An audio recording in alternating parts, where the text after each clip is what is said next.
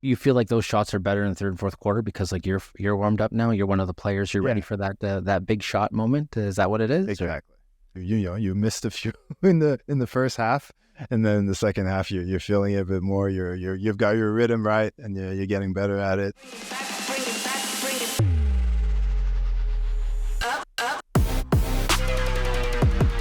All right. Hello, everyone. Welcome to this episode of Game Day Glare. My name is E. I'm here with my man Lance. How are you doing? I'm doing good. Just getting ready for today's show. You know, we did a lot of prep work for this. It's not always as easy as we make it look to have a podcast. You know, me and E usually chat for an hour and a half before we actually press record. Like we should record our pre-meeting and see how that does on our podcast, because there's some interesting stuff we say in there sometimes. Maybe we should do like a Patreon, like a membership thing just for the private conversation. For the behind the scenes of the behind the scenes. Exactly. I'm sure people will pay a shitload of money for that. Anyway, today's topic is shooting techniques, basically. So how we're filming a bunch of different sports, whether it's, what are we talking about? Hockey, football, soccer, baseball. Am I missing something? Golf, basketball? Yes. We'll go through it all. We'll also talk about shooting techniques, but also for various sort of style of videos, whether it's hype reels, recruiting videos, all that stuff. So let's get into it. Where do you want to start, actually?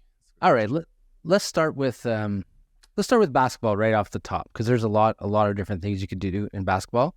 You know, you could shoot hype reels, you could shoot features. There's a lot of different angles of this. So now you shoot a lot of basketball. What are most people looking for when they want a basketball video? Are they looking for hypes? Are they looking for like a story? What do you like? I know with Instagram, yes, you just want highlights all the time, but that gets boring sometimes too, right? You ever see some trendy stuff or some new stuff that's been going on in the basketball world? Yeah, well, definitely. I'd say at the end of the day, the hype reel, fast pace, visual effects, all that stuff, that's the main sort of thing that people want to see and want to create. But I really like what the Boston Celtics are doing. I can't remember the name of the videographer there, but I follow him on Instagram. He's a huge star at the moment. He's probably as big as the bench players, because he's created all these different videos that were really new in terms of style and these new filming techniques that we'd never seen before and that have become trendy because of him.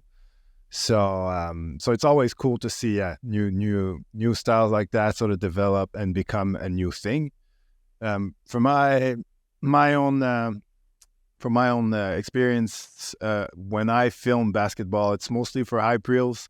A lot of people also, like players, will reach out because either they want content mostly it's like hype reel, but not necessarily that they want like a package necessarily. It's just they want content that they can share on Instagram and eventually also put together for like a recruiting video, things like that. So do you do a bit of basketball?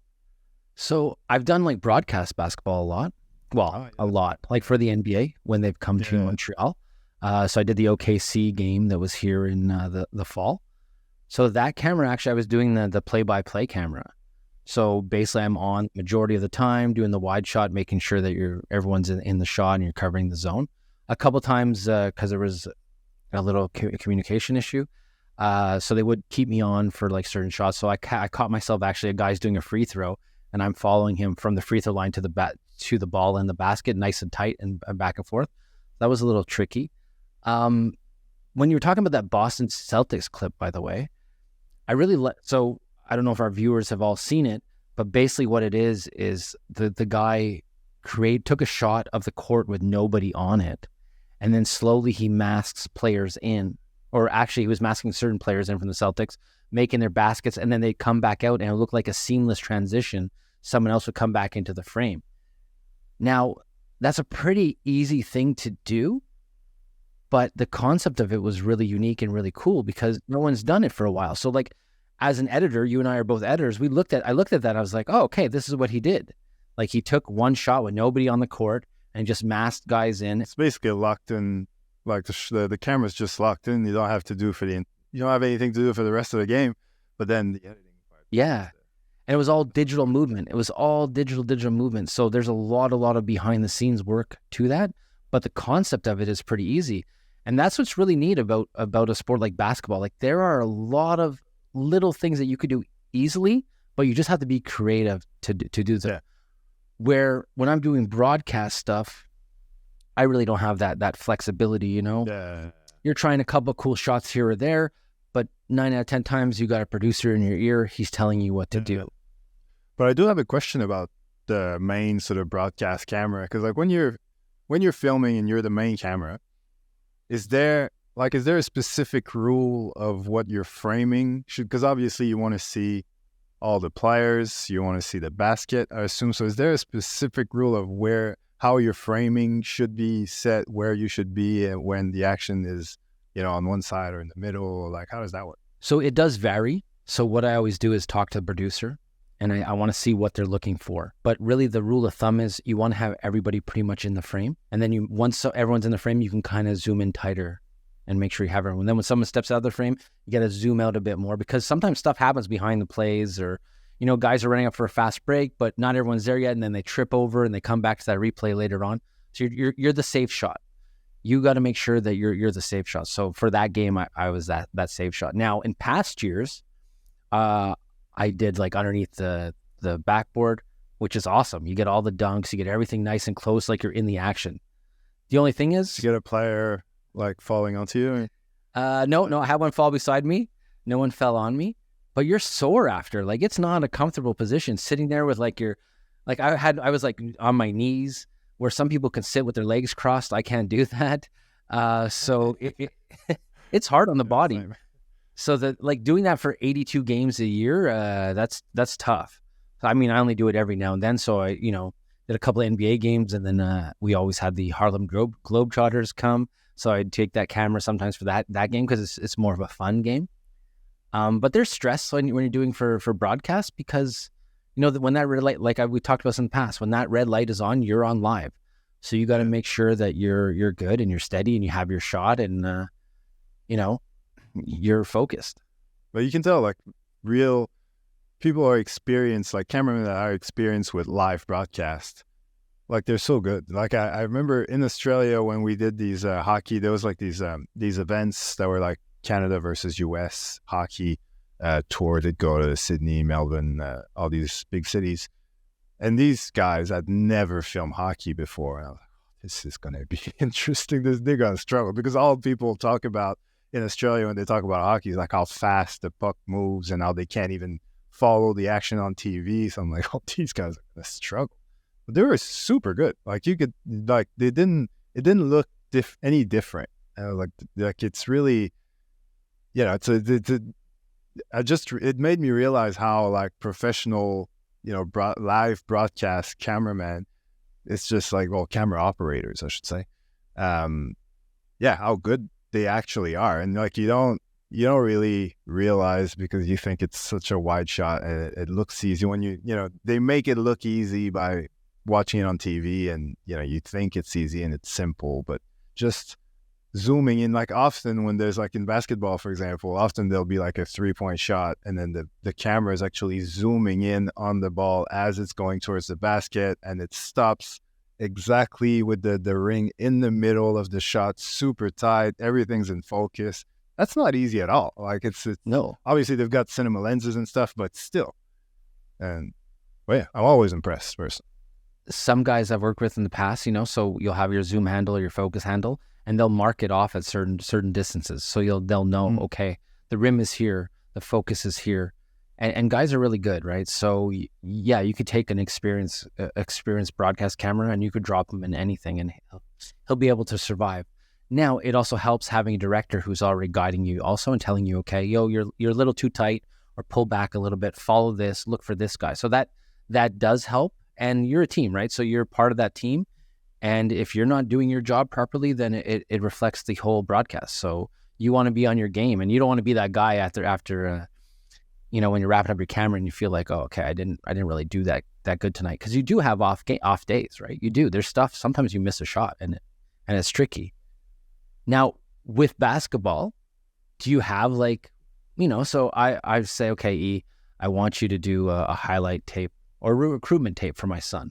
How would you tackle that? What would your mindset be going into that assignment? Well, first of all, I try to have a lot of variety in my shots, so I won't film from the same spot the entire game. I'll move around, but most of my footage will come from the baseline, especially if I'm focusing on a shooter or so on the the guy scoring basically. So I'll from the baseline, the idea is to get people's faces, because it's always better. Like filming, a lot of parents make that mistake. They just put their camera dead set in the middle on the sideline, and they just sort of panning from left to right. But doing that, all you're getting is players' backs, so you never see their faces, and it's not as always get more emotion. It feels more genuine, better. It's more it's just better. See if you see the players' faces as they're shooting, as they're driving, all that sort of stuff. So baseline is where it's at. Issue with the baseline is that there's obviously going to be a ref in the way at some point, so you got to manage. You got to move around and be on the opposite side as much as you can. But ideally, you want to be on the. I'm doing the math in my head, but you want to be, I think, on the right side. Well, if the basket is there in front of you, you're sort of on the right side, because when the players are driving and they're the other way, and they're driving mostly with their right hands. So because if you're the other way around, that means the right hand's in the way and their face is sort of hidden by their arm. So ideally, you're on the baseline on the right side so that you can see their face as they're driving to the basket. But again, I'm not going to spend the entire game there. I'll move around. I'll go in the corner. I'll go a bit on the side. If there's like stands, I'll go higher up, get like a higher point of view of probably a wider shot.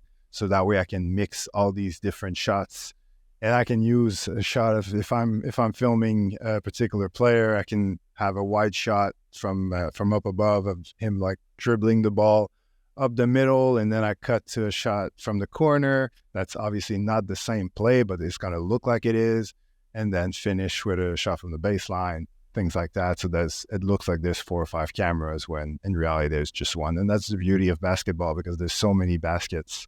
You can easily cut from a missed opportunity to a made one and just make it look like it was one single play from start to finish. So for a sport like that, that's definitely what I'm trying to achieve.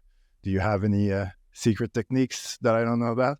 Well, the only thing I find with basketball is sometimes when I'm filming it, you can kind of feel the rhythm and the flow of the game.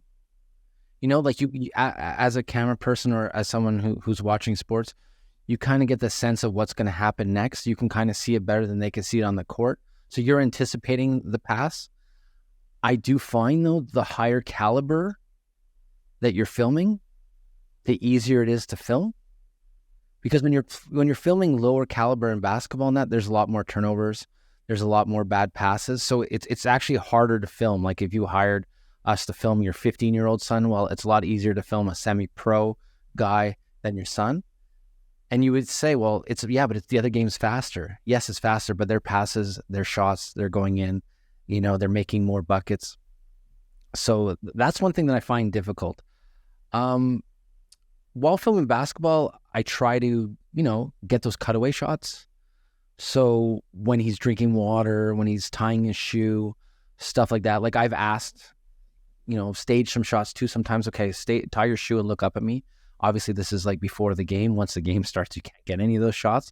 But like say a warm up, you just tell the kid ahead of time, okay, listen, where I'm going to come up to you, you're going to retie your shoe, you're going to look up to me, and you might use that shot, you might not. But definitely it's always a good shot to have. Say if you want to put titles or put his height, stuff like that. I find those are really good shots in those highlight videos that you can use. So that's something that you're filming. Yes, you're going to film the game, but those little extra things that you can add in really give value. So timeouts, I'm making sure I'm getting a nice close-up of the kid as good as I can.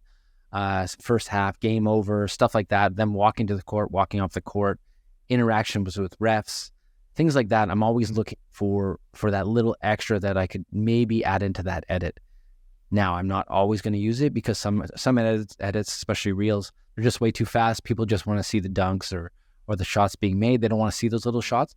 But if I do have time to make a longer video that I know that a scout or somebody is going to look at, I'm going to try to add in some of those shots. No, it's a good idea. And also, like for cutaways, what I do as well is during warm-ups, I'll do like a extreme close-up of the basket. So like as they're doing like a layup line or just taking shots, often there's multiple balls going in at the same time, but once in a while you'll get like 2 or 3 shots of just like a ball going in. So that way I can use that shot potentially later in the video. So I try to get that from different angles because obviously in my video, you never know really from what angle you'll need that shot going in. And the other thing I do as well is if it's a caliber sort of big enough for it to have like a bit of entertainment going on during timeouts or halftime, and it's like, doesn't have, like sometimes it's not a big caliber, but like during halftime, there'll be like a little competition where they'll get kids to do like a free throw competition or something. And because it's kids and it's fun, the crowd will actually get into it. So I'll film the crowd reactions when a kid scores, and then the crowd will get excited, and I'll use that as a cutaway to the crowd who's reacting to a basket being made. And so it's a way to sort of cheat, and because that's always the dilemma with sports is that if I'm filming the crowd, I might be missing something important going on during the game. And with amateur sports, it was even better showing up early. Often you'd have like the younger kids playing the game before, and that way if you show up early enough to get, let's say, the last quarter of that game, then you can just focus on the crowd during that game, and that gives you cutaways for the actual game that you're there.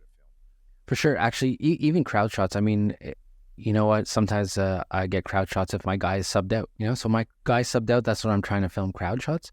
Now, that's if I'm filming highlights for somebody. But then sometimes you're hired to film team highlights. And team highlights, you don't have, you're afraid to miss plays. So do you ever find guys at the court that you can collab with who maybe you can work together and say, hey, listen, if I have a good shot of this guy, can you send it over my way? You ever do that? I think it has happened. It was more at the professional level where we both have like a lot of stuff that we're trying to cover. And we'll sort of have a conversation after, and oh, did you get that? Oh yeah, well let's try to share. I'll send you this, you send me that, things like that. But otherwise on the more amateur level, it's a bit harder because it's I'd say like, because I've been in situations where college football, university football in Canada, where there's a lot of amateurs that will come and just come to film and make a portfolio for themselves and things like that, which is great. But they'll show up to a football game with like a little 16 to 50 millimeter lens. Anyway, outdoor sports, if your telephoto lens doesn't go further than 50 mil, you're not getting anything too great. So it just depends where you are and who's around you, basically. Yeah, for basketball, like a 28 to 75 would be fine. Oh yeah, I've used that many times, especially for the baseline area. Like that's good enough. If you're filming the other side of the court, then no. But that's when you take advantage of using a nice wide shot and splitting up your shot selection. But 28 to 75 is perfect.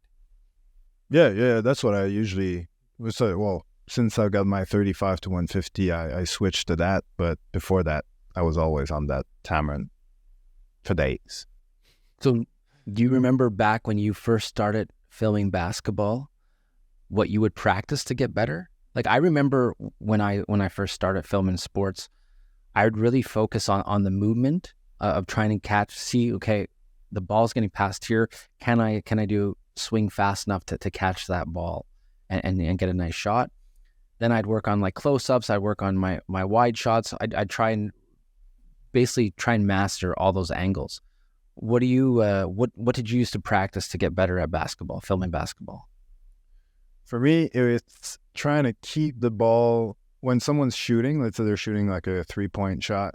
Try to keep the ball in the middle of my frame the entire time, like as much as possible, so that I can in post zoom in or track it, do whatever. Because if it gets out of the frame, that's when or if it's on the edge of the frame, you're a bit limited in what you can do.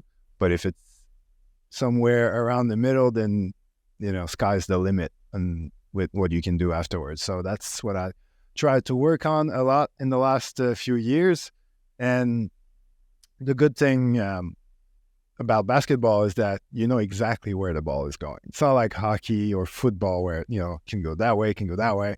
Basketball, as soon as you see the player release, you know exactly where that ball's going. So you can sort of practice that movement, and you can basically, you need to know like your peripheral vision. You know where the basket is, so that, and you know roughly how long it's going to take for the ball to get there. So when you got that motion sort of ready, and you've done it before, you practice a bit beforehand, and obviously the third quarter or fourth quarter shots are probably going to be better than the ones from the first one. But that's the main thing for me. Okay.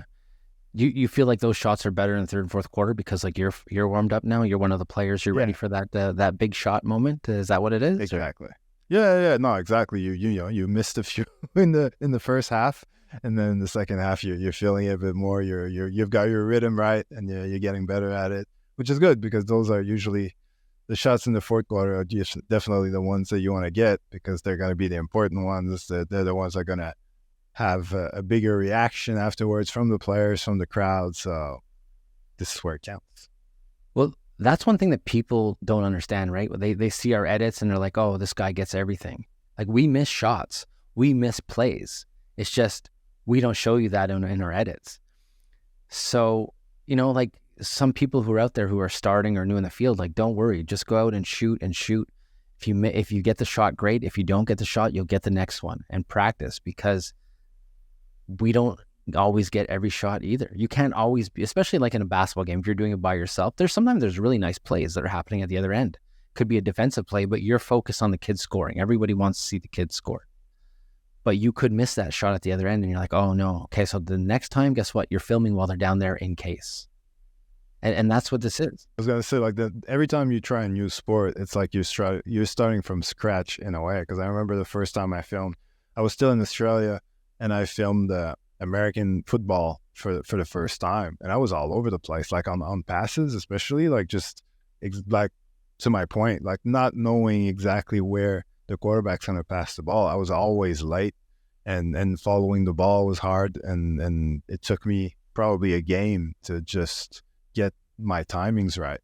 And also at the end of the day, it's about knowing the sport as well. And like to your point from earlier, the higher level it is, the easier it gets to sort of predict what's going to happen, especially in a sport like football.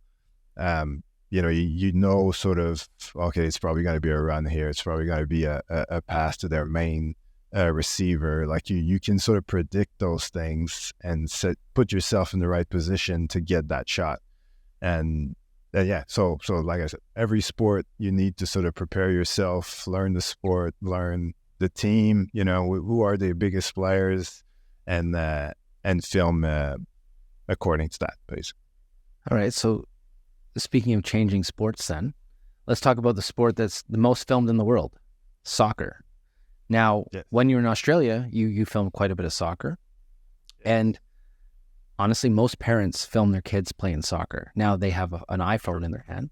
What could they do with an iPhone that can maybe help them get better images to film their kids soccer? Like, obviously, you don't have that 200 millimeter lens on the iPhone, but what little tips and tricks can we help them out with that can get them some better shots of their son or daughter scoring that goal or making that soccer play that can maybe help them out a bit with those highlights? Well, first of all, they need to do what they don't want to do most of the time, which is actually focus on the filming part and not sort of get caught up into just watching the game as a parent and just sort of holding the phone or putting it on a tripod. You become, because you don't have an actual zoom lens, you need to be as close as possible to the action. You probably want to walk up and down the sideline as much as you can. And just like basketball, being on the baseline, or on soccer, more on the goal line, is great as well. If you can see the players coming towards you. That's ideal. And so yeah, a lot of moving around, a lot of trying to get as close as possible, because zooming on the phone is not ideal. Like, people need to understand how these phones work, in the sense that now, like, phones, most of them anyway, have multiple lenses on them. So as long as you're switching from the 1x lens to the 2x to the 3x, you're fine. Although 3x, you're starting to pushing it. You're pushing it in terms of quality. But the thing that you definitely don't want to do is zoom in into one of those lenses, because when you're actually zooming, you're not zooming. It's not the lens that's doing like a proper optical zoom. It's the equivalent. What you're doing is the exact same thing as being in your editing program and just scaling up your image. So you're losing tons of quality, because since it's phone footage, you're not starting with much to begin with. So if you're zooming into it, then you're destroying it, basically. So you don't want that. That's what I mean by, like, you need to get up and actually be close instead of just zooming into your screen. So yeah, that would be my advice. Well, also too, you got to make sure you're using the highest settings on your phone. So if your phone could do 4K 60 or even 4K 120, do it. Get the highest quality you can. And then if you do have some skills after and you are able to edit it, I suggest editing it in a 1080 or even a 720 timeline, just so that way you gain the extra resolution. And it depends. I mean, it depends what you're using the footage for. If it's just for you to view your son or daughter's highlights, then if you put it on a 720p timeline, you can get away with that. If you're using it for a client or for something else, then no, I wouldn't do that. But if it's just to view it and maximize that phone footage, I would definitely cheat and do that. And it's a good little workaround. Now, like you said, get as close as you can to the field. And it was funny, the second you said, focus on the game, because it's hard. It's really hard when you have a kid playing sports to actually focus on your phone and film them. And that's really, really the hardest part. Now, obviously, guys like you and I, we have professional equipment, so we can bring that to the soccer field. And we're a lot luckier in that sense, because we have bigger lenses, so we can go from one end to the field to the other. Now, what's the biggest lens that you've used for soccer? Well, the biggest lens I've ever used, period, is the 70-200. I've never really. Oh no, that's not true. I've used like APS-C lenses in the past, of like 70-300, or even 16-300. But yeah, I stick 200. To me is more than enough for any outdoor sports, because like, how tight do you need to be anyway? Like, really, like when you're filming sports, like photo is a different thing, because photo, you want these nice close-ups, but in video, especially a sport like soccer, you need to see the players' feet. Like, you want to see the ball, but you don't want to cut off their heads either. So 200 mil is fine. And the good thing about outdoor sports is that 70 minimum zoom is still, usually you have room around to sort of back up and film from further if it's too tight, where in indoor sports, that's where you most of the time can't use a lens like that, because there's a wall behind you and it's just too tight. But yeah, I love my 70-200. I try to use it as much as I can, especially since I spent a lot of money on the Sony G Master one. Feels a bit ridiculous when it spends a bit too much time collecting dust in that workbench behind me. So I'm looking forward to summer and getting it out again, because I haven't used it in a long while, actually. What about you? But for outdoor sports, honestly, that's probably the go-to lens that most sports videographers who have a Sony go with. That's the standard. So if I'm using that lens, yes, you go wide. Obviously in soccer, you want the head-to-toe shot, right? But what I'll try to do in soccer when I film it is I'll try an ISO, guys. So an isolation shot of a guy, and I'll track a guy for a whole play, and kind of, because soccer, the guys are on the field for a long time, right? Like there's not substitutions like hockey, where they're jumping in off the bench and that. So you could really have the time to focus on each player, which allows you for some great edits because you can get these nice wide shots of everybody moving around the ball. And then you can really, really focus in on each guy. So yeah, you can get the head to toe shot, but then you can actually go and get that nice tight shot, like say waist up and that, and it gives you time to capture those shots. Now, you worked for a lot of, some pro teams in Australia. What kind of material were they looking for when you were filming soccer? Did they have any kind of requests or anything, or was it just like, hey, we want hype reels, or try and get everybody on the team? How did they handle it? Well, when I was filming at games, it was always either for just material for hype reels, or I was filming for a game recap. So that was actually one of my first contracts, if not the first one. I was doing weekly game recaps for a soccer team in Melbourne, Australia, which was fun because and I remember I actually bought like a second camera, the cheapest I could find at a decent quality, so that I could put a camera behind the goal and just leave it on a tripod there, because I didn't want to miss a goal, basically. Because soccer, there's a lot of 1-0 games, and if you miss that one goal, it's your game recap looks a bit stupid.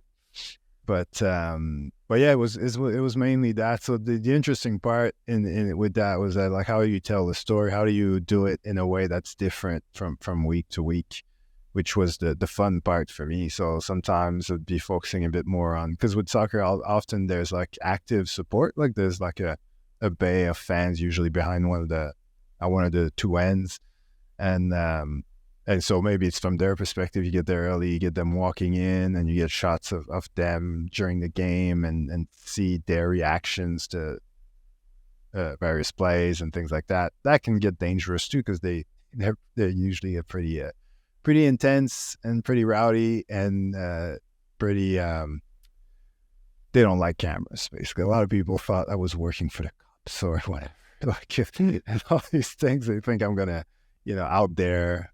out them as being the person who threw a flare or things like that. So yeah, you have to build a bit of a relationship if you want to get close, or wait for something really fun to happen. Like, if there's a goal, I can get as close as I want. If we're losing, I probably should, keep my distances.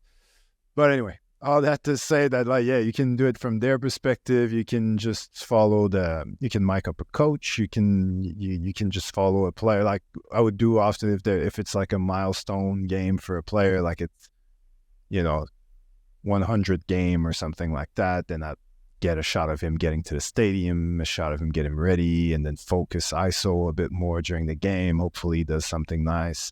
And then after the game, they'll probably like sort of either carry him on their shoulders, do something special at the end. His kids will come on the ground, something like that. So you sort of tell that story. So yeah, that was mostly what I would do. But then also when I was working with, I do a lot of, I used to do a lot of international soccer as well, because like all these exhibition games throughout the year and these qualifiers, all those sort of things, when they were domestic in Australia, wherever they'd be in Australia, I would fly to and film and be a part of that. So that was mainly for hype reel purposes, and those are cool as well to do, because the crowd are really into it, because now you get, it's all the best players in the country, and even it's all the ones that play in Europe and all that, they all come down. So it's, even though they're local guys, people don't get to see them play that much. So the crowd really gets into it. Yeah, it's always fun. Do they have a crew too that you could pool footage with when you're doing these these game highlights for the teams down there? Well, for the domestic league, now they all have like their own videographers. All the teams, when I started, they didn't. Like, that's how I got into it. Like, they would basically outsource all that stuff to me. That's why I was there weekly. But now, yeah, everyone's got at least one videographer, if not two, depending on the budgets and different teams. Some teams are bigger than others, but yeah, they all have a crew dedicated to social media and to video and all that. Even the international soccer team has a guy that's there full time, and he's traveling and he's going to all these countries, and he's covering the women's as well.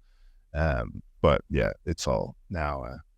That's where it's at. You need a videographer just as much as you need like a trainer or an equipment manager. All these things. You're just part of the team. Well, that's how it's really evolved. Like when you and I started, we were the only videographer at the time with the team. Now teams have multiple videographers, which is nice because, you can cover one end, I can cover another end, we can work together. One guy's going to do the edit, or we can both do the edit together, whatever. You have a lot more options.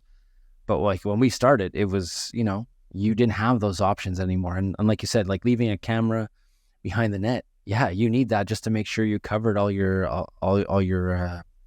angles. Because if you miss a goal, especially in soccer, you're screwed. You can always go like with the broadcast worst case scenario, but to me it was like I was trying to avoid that at all costs. Well, especially that the version of the broadcast that I would get would be very low quality.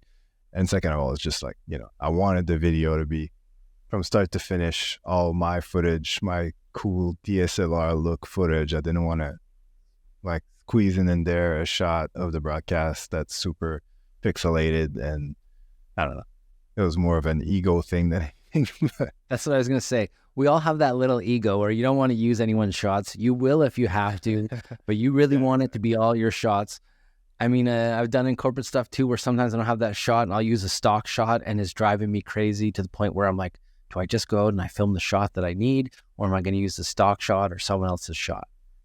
But in sports, it is nice having that backup, because if you did need a different angle, at least you do have that option. And you mentioned corporate. Like, it's funny, like one thing that people don't realize is that often what's annoying, what makes you miss shots and stuff, is that, yes, you're covering the game, but then as soon as halftime happens, you have to be in some corporate function filming someone giving a prize or giving a speech or whatever the case may be, or then you got to go with the mascot to film some other marketing thing happening, and then you got to go back to your spot for the game. Like, you're running around a lot. So even when there's a team of videographers, often it's not necessarily that they're all covering the game. It's just that one's covering the game, the other one's on the corporate level, other one with like some sponsors that are there and doing an activation of some sort.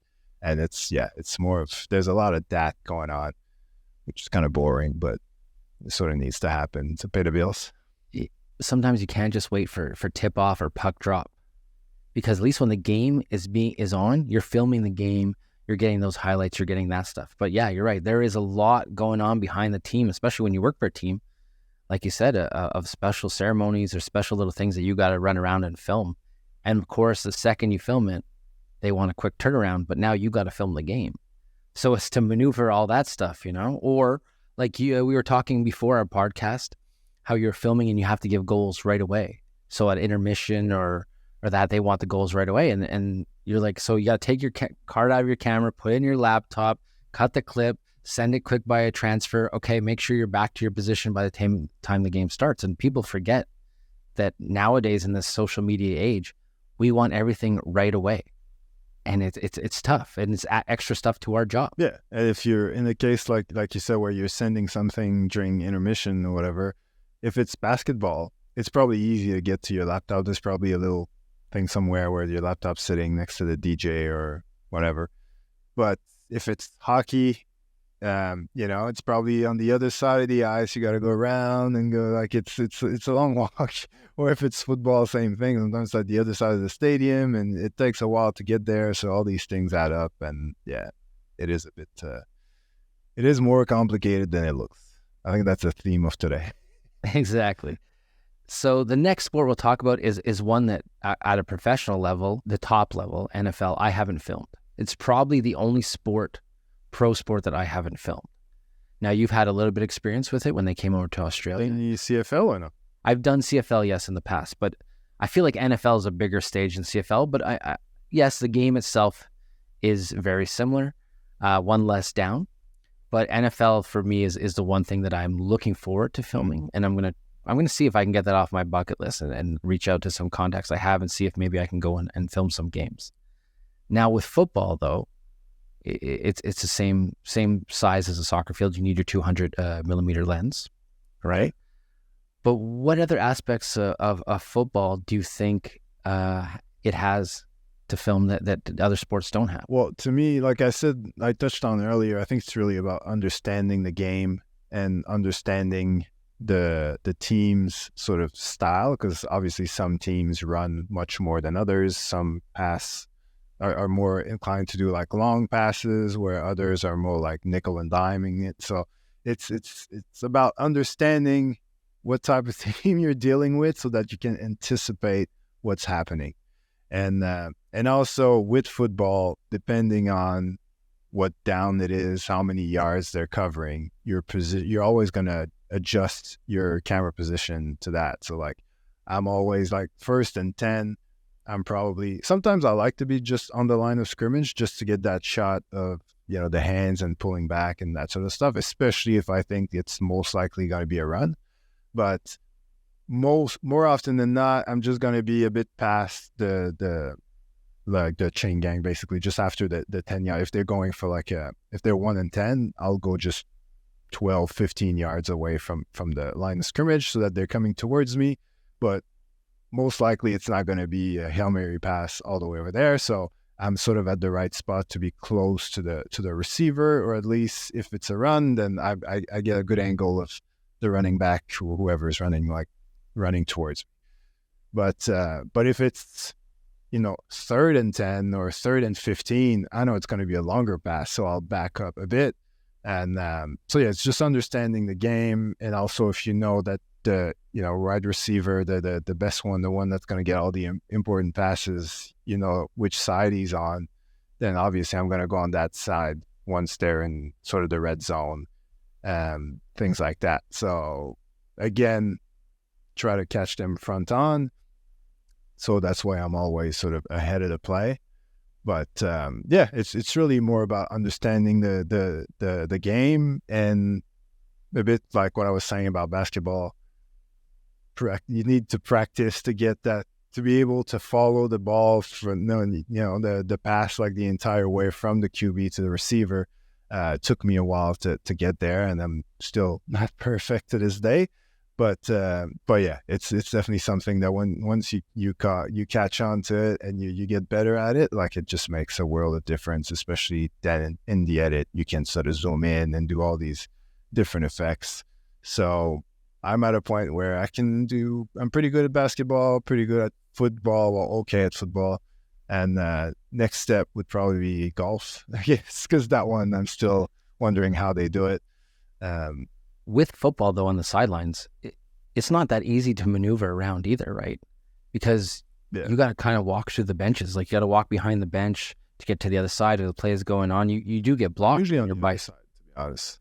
Because, like, usually, well, yeah, because, like, access to benches, like, if you're at a pro level, even university, like, access to the other side where the teams are is always a bit dicey, because football, they're really cagey about like hiding their signals and all that sort of stuff. So they want the cameras to be on the other side. But even then, depending on the stadium, like if in Montreal, for example, like if you're at an Alouettes game, there's like a running track around the field, so there's plenty of room. But if you're going to Sepsum, like where the University of Montreal plays, then it's super tight. There's not that much room, and there's cheerleaders in the way. There's the chain gang. There's other photographers, videographers. Like, we're all on each other, still to the point where like I get in the ref's way all the time. So it just depends on where it is. Here in Canada, the field's bigger, so both teams are on the same side. Where in the NFL, the teams are across from each other. So if you're filming NFL, you got to cut through the benches. You don't have that whole other side to walk around. Like, basketball is fairly simple, right? You got the right hand of the court to kind of walk around whichever side you need to go. You can kind of move around. Football is a little trickier depending on whose bench you're cutting through. I guess you always got to cut by the home team if that's who you have the media pass from. You probably can't cut through the visiting side. I don't know. Maybe someone could write that in the comments, someone who's done football, NFL. But yeah, CFL, here in Montreal, yeah, you have one whole side open, so you can roam that sideline like you want. Where in the NFL, I don't know if you can. Yeah, I don't know. I guess if you're working for that team, it's probably okay, depending on how the coaching staff feels about having a cameraman. walking around. But I think these days they've probably been told that they don't have a say on this type of stuff. But I'm sure a few years back they would probably make the camera go like in the back, back of the house, and just go around that way and just not be anywhere around the bench. Yeah, it's true. You can always cut from behind the stadium and back in. I guess ever since the Patriots Spygate, maybe they changed those rules a bit. Yeah, I'm sure. Yeah, some teams are much easier so some coaches are much easier to deal with than others. Since you just filmed university football here and CFL, did you find a difference between filming the two? Like obviously the speed is a little bit faster in the CFL, but access wise and all that, what was the difference for you while you were filming that? Good question. I don't think it was that much different. I think like it comes down to, like you said, the faster it is, the more accurate they are, the easier it is to film, and the most predictable it becomes. But access wise, there wasn't much of a difference. But I think, like you said, like the CFL is not the NFL. Like as soon as I've got a media pass on, I'm walking around, no one's batting an eye. Like I could go on the field, obviously not during the play, but then no one's gonna no one's gonna ask any questions. It's the case in a lot of sports, to be honest. If you look like you belong, no one asks questions. But yeah. But you don't want to push your limits also. Yeah, exactly. Because if you do and you get in trouble, then it's too late. You can't go back. But yeah, no, in terms of access, I find in Canada it's pretty laid back in general. Like even I filmed like the women's hockey league a few weeks, I'd say probably a couple of months ago now.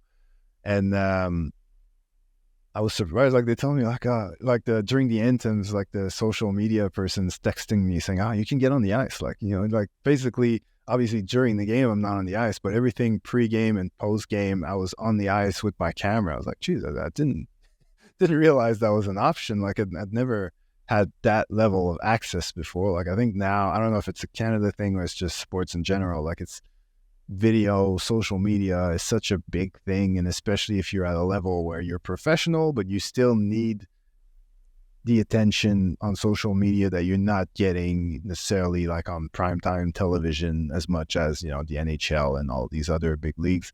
So if you're at that level, then you're all in. And with like especially like those lower professional like basketball leagues and hockey leagues and even the UFC to a certain extent, like it still has that, younger sort of sport that's still not really mainstream, but is in a way. Like you look at the journalists and the videographers that are covering it, and it's all very people that just sort of learn. They just showed up a few years back and they had no experience, no one backing them up, and they just sort of learned along the way. And now they're sort of big time because they've been doing it for years. But early on, it was just a bunch of kids getting access and making the most of it. And the UFC was good at just letting them run with it because that's all they had. There was no TV deal. There was nothing. Everybody, was laughing at that sport, thinking it was just, savages who were just beating on each other and blah, blah. So they just made the most of the attention that they were getting on the internet and gave all these people who wanted to film like access and treated them like they were real journalists. And with the experience that they gave them, they actually became real journalists. So it's a circle of life. Yes. You know what? Speaking of UFC, filming for UFC was probably one of the funnest events that I've done. Like UFC is really, really cool. And yeah, they give you a lot of access. Like I was beside the ring one time filming, and it's called the cage. Sorry, the cage. I'm at the cage. You're right. And GSP's beating on a guy, and as he's punching him, the sweat is just coming off, and it's hitting my camera, and then I'm stuck cleaning my lens. But I was very fortunate with UFC one time. I got to follow GSP for a day of a fight. So I met him at his hotel at 2 p.m. He's fighting Josh Koscheck that night. Spend the whole afternoon with him. And it was kind of a strange thing because nobody was talking. Like for the first 2 hours, we were watching Sarah Palin on the Discovery Channel, which was kind of weird when she had that Alaska show. And then we get GSP was Sarah Palin fan. Yeah, I don't know. Maybe that's what he just does to calm down. Then he had a meeting with his team, his coaches. We ate supper, got in the elevator.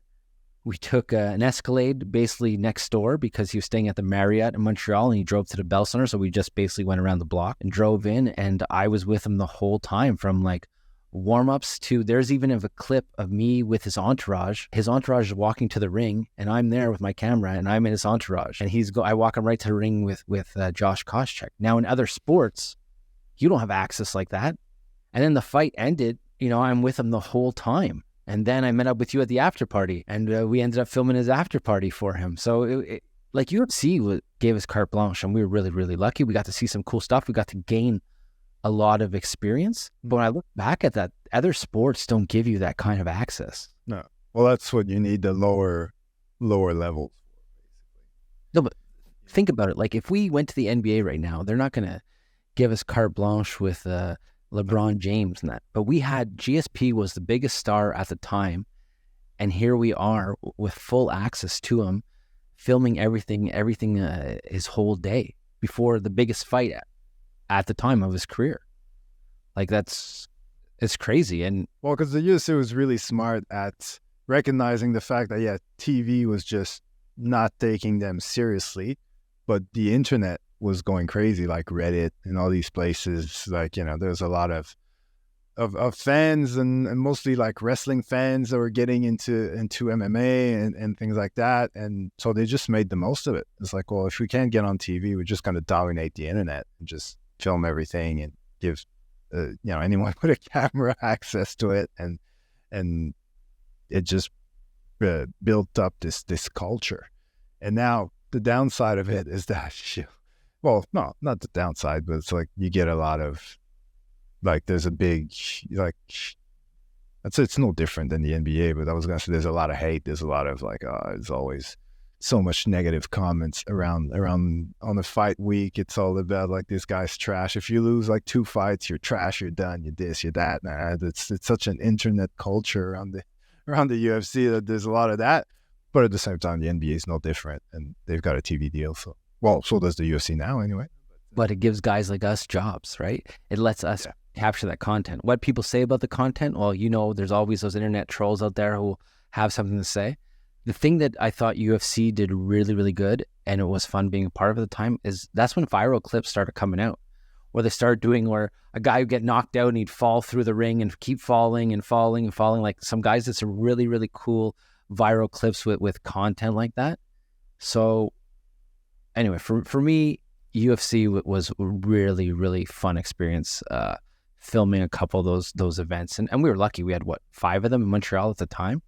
So we got to be involved in all that stuff, and we got to see the top fighters all the time up close. Oh, and it's a good sport as well. Like even today, like if you do get accreditation, like you get access to press conferences and to public trainings and all these different things, and we can talk to fighters. Like, what I mean? Like it's not like hockey. Like it's I guess it's the difference as well between individual sports and team sports, where with individual sports, because it's all about their visibility and their sponsors and this and that, they're a lot more open to being on camera and giving out interviews, and it's kind of part of their job, where team sports can always hide in the back and not be too involved if unless you're like a captain or a superstar. But beauty of individual sports.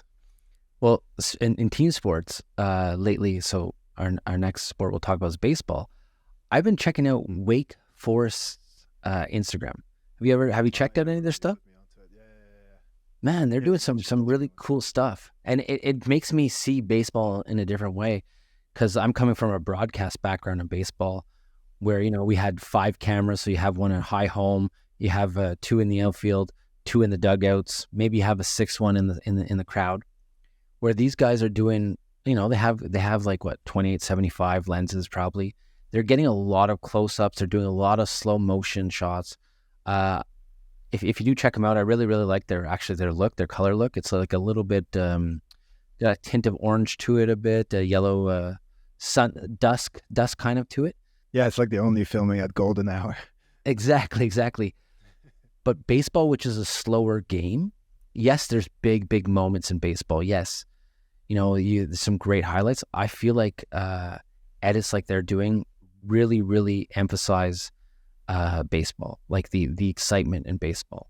And that's a challenge when you're filming baseball, especially like for highlight wise, because you could be filming a nice ISO of a guy, a nice close up of a guy, and the ball doesn't get hit to him.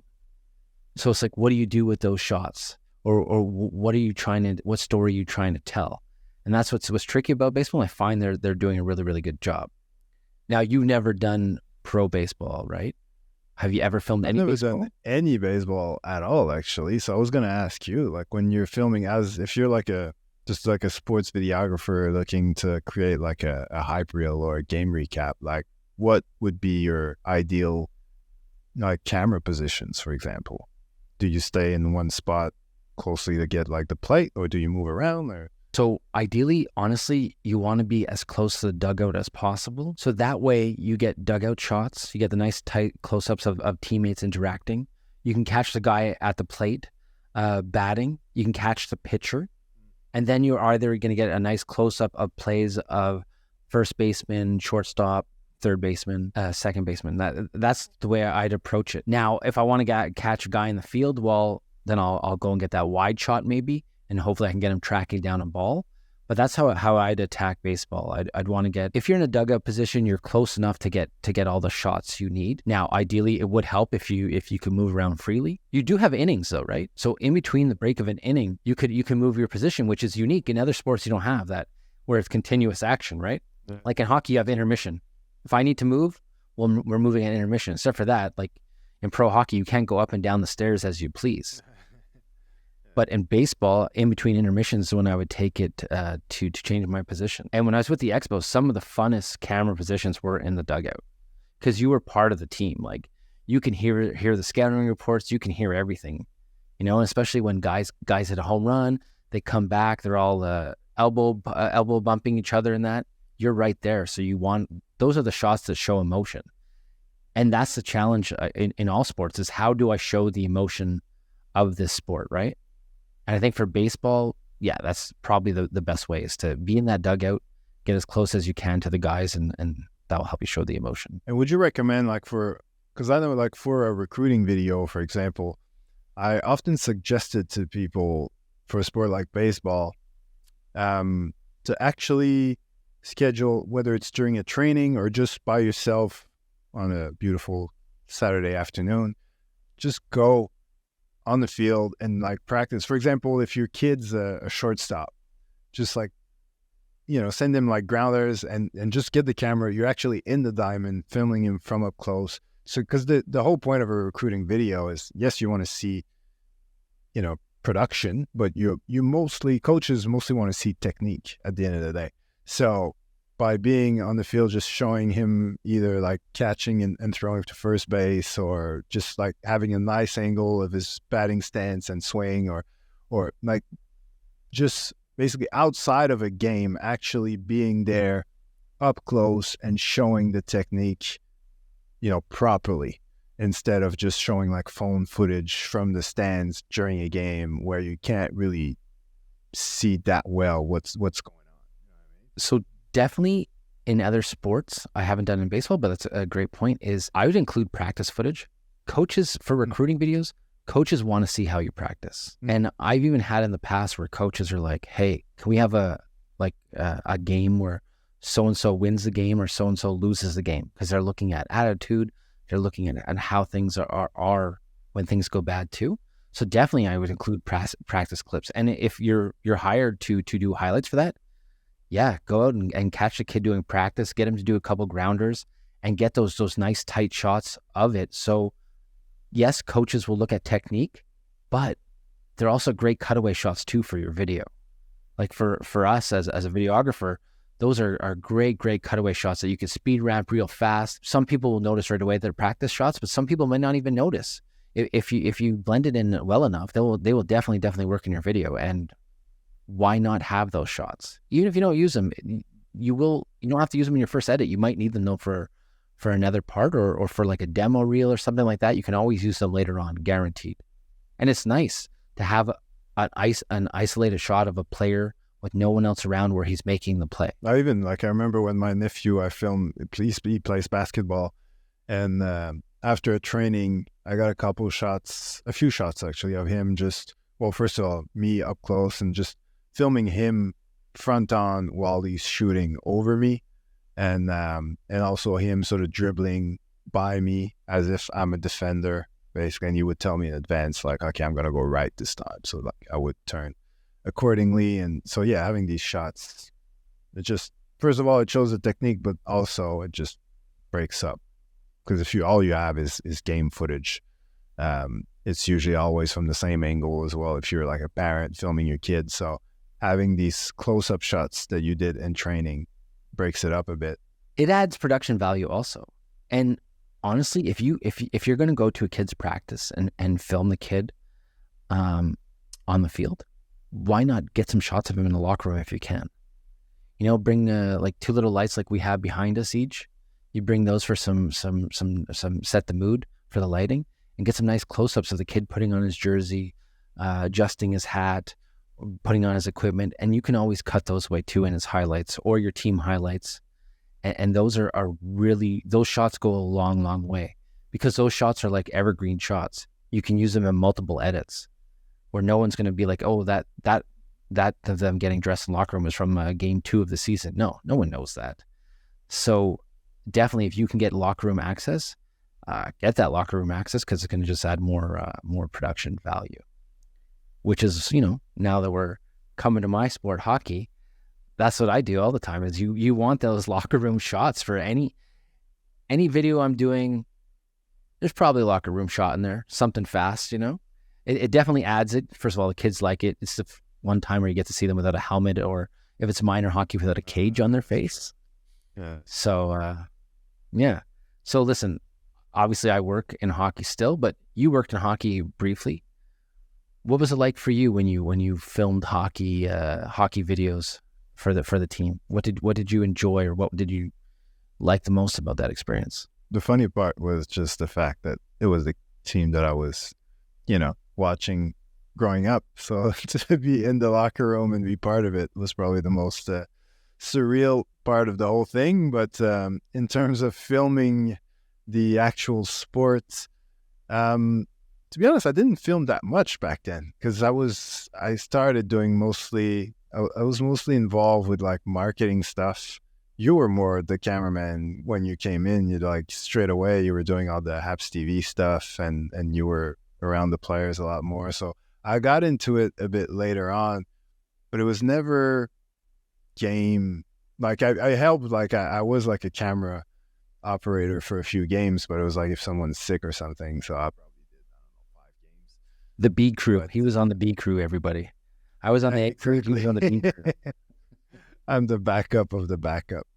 But yeah, most of the time when I was filming players, it was more like we'd do like like marketing stuff. Like I would be filming a little promo to help sell jerseys, or to say Merry Christmas or things like that. So I don't have that much experience actually filming professional hockey now that I think about it. What was your experience like? I was already filming the games for 5 years for broadcast before I came on to Habs TV.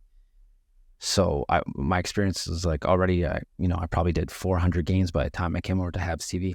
And then when I came over to Habs TV, we started off doing more features and news shows. So what it was is I would film a lot of practices, and I'd film a lot of interviews with the guys. And then when I needed game footage, I would just go to our game tapes and grab the footage I wanted. So I wasn't stuck, not like it is now where you'd have a videographer actually as a backup angle, or getting their own angles of the games. I would just go to the game footage and get that.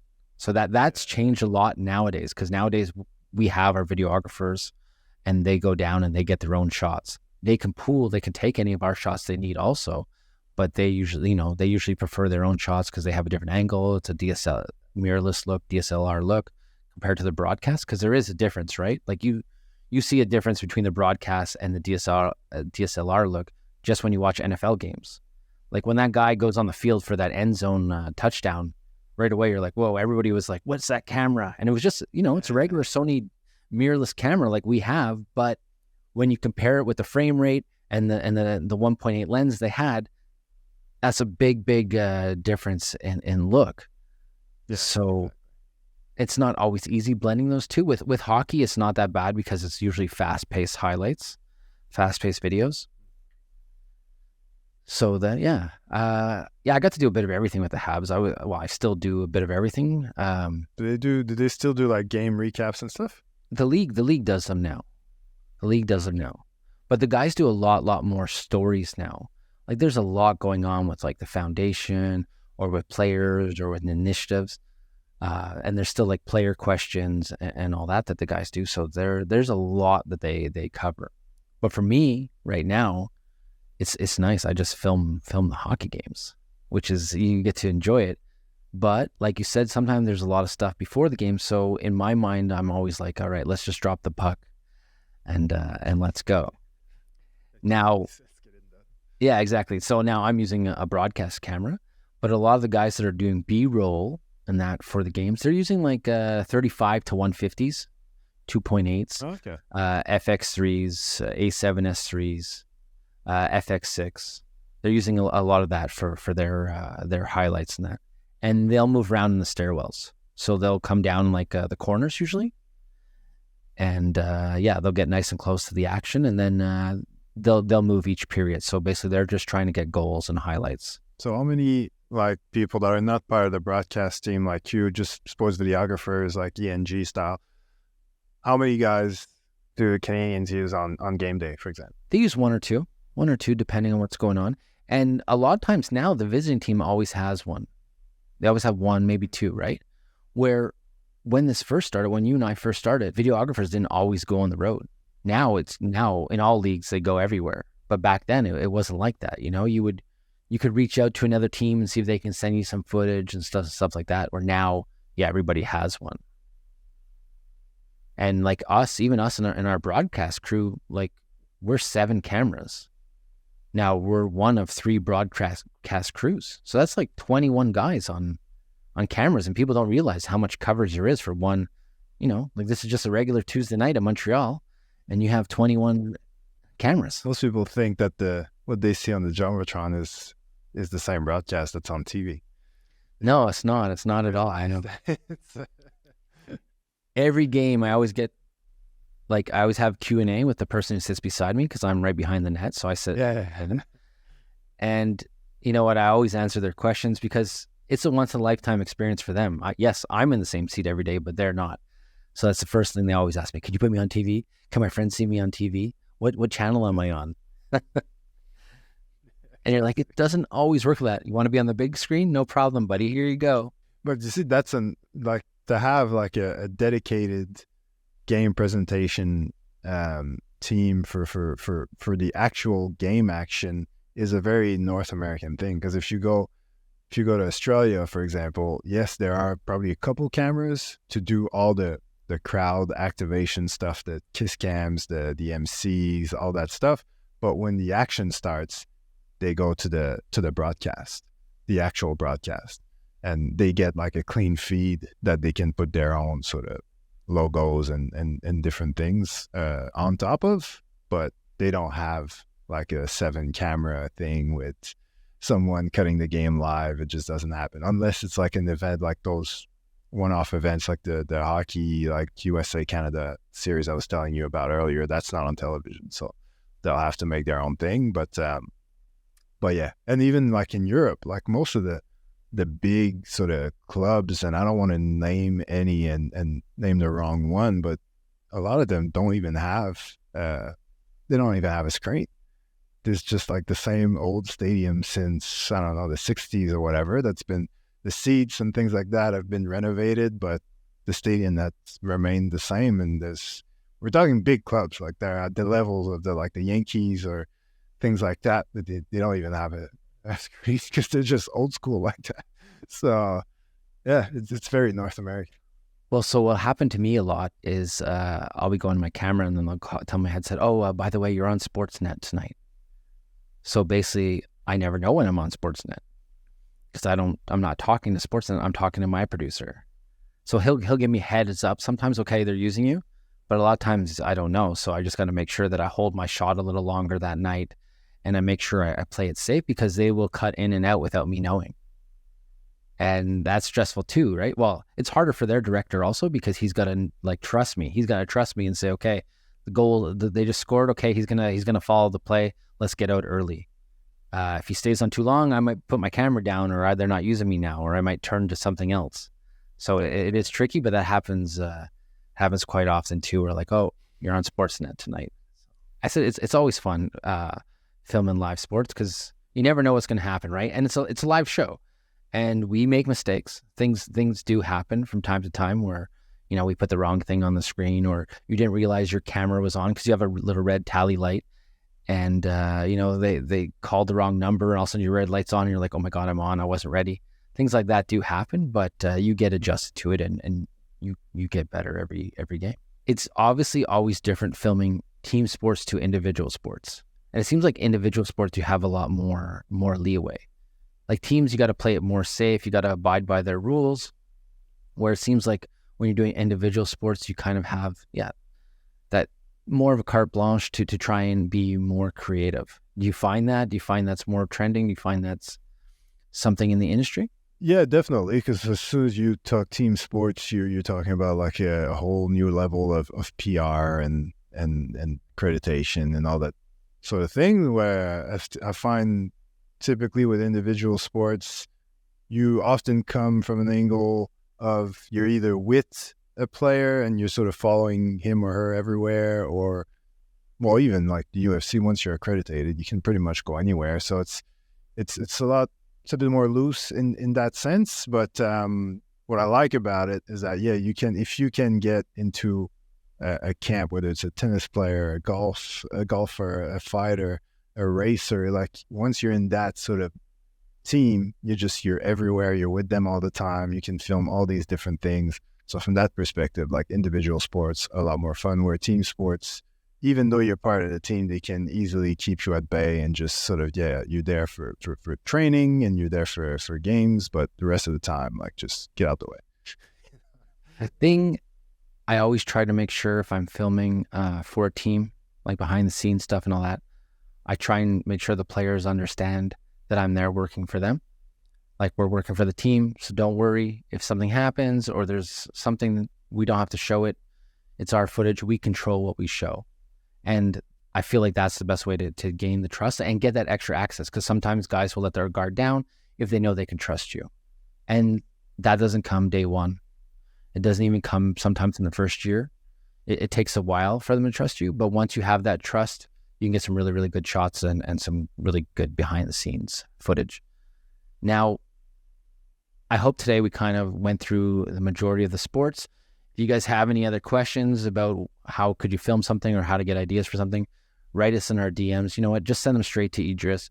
Send them right to E. We will answer all your questions, and I'll just approve his. I run the PR in this place. That's it. But no, if you have any, all joking aside, if you guys have any questions, hopefully we answered a bit of your questions, and also gave you guys a little bit of insight of what it's like working different sports. Otherwise, ask below. That's it. All right, so that is it for this episode of Game Day Glare. See ya. See ya.